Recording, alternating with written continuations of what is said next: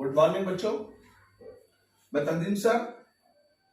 बीमाओं के जो कंफ्यूजन अधूरे रह गए थे उन्हें अब इस वीडियो के माध्यम से पूरा करने के लिए अपने फिजिक्स कॉन्सेप्ट क्लास में आपके सामने एक बार फिर हाजिर हूं। आप लोगों का प्यार मुझे चाहिए और अपना ज्ञान आप तक मुझे पहुंचाना, यही मेरा एक मकसद रह गया है। खैर, आगे बढ़ते हैं।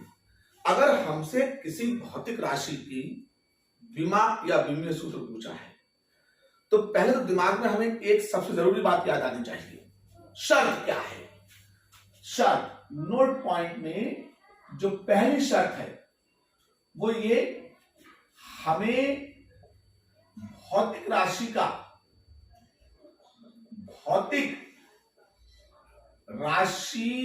का सूत्र पता होना चाहिए। सूत्र पता होना चाहिए, पहली शर्त। दूसरी शर्त क्या है वो जाने। जब सूत्र पता चल जाए, सूत्र में नियतांक है तो उसे छोड़ देना चाहिए। और तीसरी बात, कम से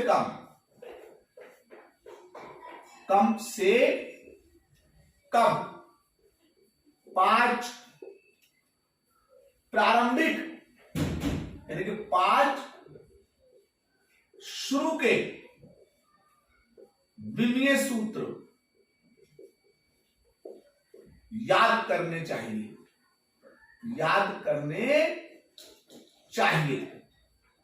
अब वो कौन से हैं उन्हें देखते हैं। 5 नंबर 1, जैसे उसने हमसे क्षेत्रफल के बारे में पूछा है। क्षेत्रफल, तो क्षेत्रफल जो होता है ना वो लंबाई गुणा चौड़ाई होता है। तो अब हमें क्षेत्रफल का सूत्र पता था, तो क्षेत्रफल A, तो अब A की विमा भी आप लिख लेंगे। तो अब लंबाई की जगह पे L और चौड़ाई की जगह पे भी L, तो फिर ये L और L मिलके L² हो जाएगा, जिसके आगे ब्रैकेट में आप 2 लिख देंगे। तो क्षेत्रफल का विमीय सूत्र L² और विमा 2 होगी। फिर आगे बढ़ते हैं। दूसरी जो याद होनी चाहिए, क्षेत्रफल के बाद आपको आयतन वॉल्यूम बोलते हैं इसे, किसी चीज का आयतन हो तो आयतन की अगर विमा लिखनी है तो आपको आयतन का सूत्र याद होना चाहिए। लंबाई गुणा चौड़ाई गुणा ऊंचाई, बेसिक है। लंबाई की जगह पे L, चौड़ाई भी लंबाई का हिस्सा उसकी जगह पे भी L, और ऊंचाई भी लंबाई का हिस्सा उसकी जगह पे भी L। तो ये अब तीनों L गुणा में है, आधार एक से घाते जुड़ जाएंगी, तो फिर इसका विमीय सूत्र L³ और विमा कितनी रह जाएगी? 3। अब उसके बाद हम आते हैं वेग या चाल की तरफ। तो हम वेग की तरफ चलते हैं। तो वेग या चाल की बात करें तो ये v से लिखे जाते हैं, स्मॉल v से। अब इसका सूत्र दूरी बटे में समय होता है। अब दूरी की तरफ चलते हैं तो दूरी लंबाई का हिस्सा है L और समय t टाइम है। तो अब L ऊपर ऐसे रखें और t को जब ऊपर लेके जाएंगे तो पावर -1 हो जाएगी। तो इसका विमीय सूत्र L3-1 और विमा 1, -1 रह जाए। ये 3 हो गए। अब आते हैं हम, ठीक है, त्वरण की तरफ। त्वरण गुरुत्वीय त्वरण हो या रेखीय त्वरण हो, फर्क इतना होता है, जो चीज रेखा पे चल रही है रेखीय त्वरण, और जो ऊर्ध्वाधर रेखा पे नीचे ऊपर जा रही है वो गुरुत्वीय त्वरण होता है। तो फिर त्वरण यानी कि एक्सीलरेटर A की हम विमा की बात करें तो त्वरण का सूत्र वेग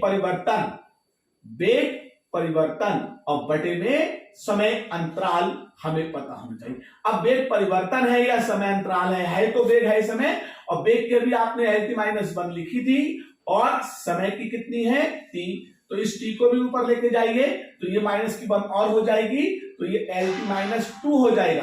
तो अब इस तरीके से इसकी विमा ठीक है 1 माइनस के 2 हो जाएगी। तो जब त्वरण की बात आए तो इसकी याद होनी चाहिए। और अब पांचवी जो बहुत जरूरी है जिसे हम कहते हैं बल, तो बल फोर्स F, तो बल की जब आप विमा की बात करेंगे तो बल द्रव्यमान गुणा त्वरण, ये बेसिक सूत्र हैं, याद होने चाहिए। अब द्रव्यमान की क्या m, और फिर त्वरण की अभी आपने ऊपर निकाली है क्या LT-2, तो एक साथ जब लिखेंगे तो बल की m LT-2 हो जाएगी, और फिर इसका जो विमा होगी 1, -2 हो जाएगी। तो विमाएं और विमीय सूत्र हम कब बता सकते हैं? जब हमें भौतिक राशि का सूत्र पता होना चाहिए। दूसरा, अगर उसमें कोई नियतांक आया है उसे छोड़ देना चाहिए, और कम से कम 5 शुरू के विमीय सूत्र याद करने चाहिए। और एक जो खाली जगह मैंने छोड़ी थी उसे इसलिए अब मैंने छोड़ी थी, अब भरूंगा कि नियतांक छोड़ना चाहिए मगर सूत्र में लगी घात नहीं छोड़नी चाहिए। क्यों नहीं छोड़नी चाहिए? नहीं छोड़नी चाहिए। कोई बता सकता है क्यों नहीं छोड़नी चाहिए? हाँ, बता सकते हैं। क्यों? क्योंकि लगी हुई घात ही तो विमा है, बताया था लगी हुई घात क्या है? विमा है, इसलिए लगी घात नहीं छोड़नी चाहिए। और ये 5 विमाएं आपको याद करना पड़ेंगी। जब कभी बात आए क्षेत्रफल की, एरिया की, क्षेत्रफल की, तो आप ठीक है तुरंत कहेंगे कि क्षेत्रफल का विमीय सूत्र L² और विमा 2। जब कभी बात आए आयतन की तो आप तुरंत कहेंगे कि आयतन का विमीय सूत्र L³ और विमा 3। जब कभी बात आए चाल या वेग की तो आप कहेंगे इसका विमीय सूत्र LT-1 और विमा 1, और बात आए जब कभी त्वरण की, A की या G की, तो आप क्या कहेंगे कि इसका विमीय सूत्र LT-2 और विमा 1, है। और जब कभी बात आए बल की तो आप कहेंगे इसका विमीय सूत्र बल F, इसका विमीय सूत्र क्या है? MLT-2 है और इसकी विमा 1, है। तो ये 5 आपको याद रखनी है। इसके बाद जितने भी सूत्र आए सबके विमीय सूत्र हम बहुत आसानी से लिख सकते हैं। तो उम्मीद करता हूं कि विमाओं के इस दूसरे भाग में आपको विमाओं के लिखने के कुछ बेसिक तरीके पता चल गए होंगे। अगर अच्छे लगे हैं तो आप प्लीज एक बार सब्सक्राइब जरूर कर दीजिएगा, गुजारिश है आपसे ये हमारी। तब तक के लिए जय हिंद।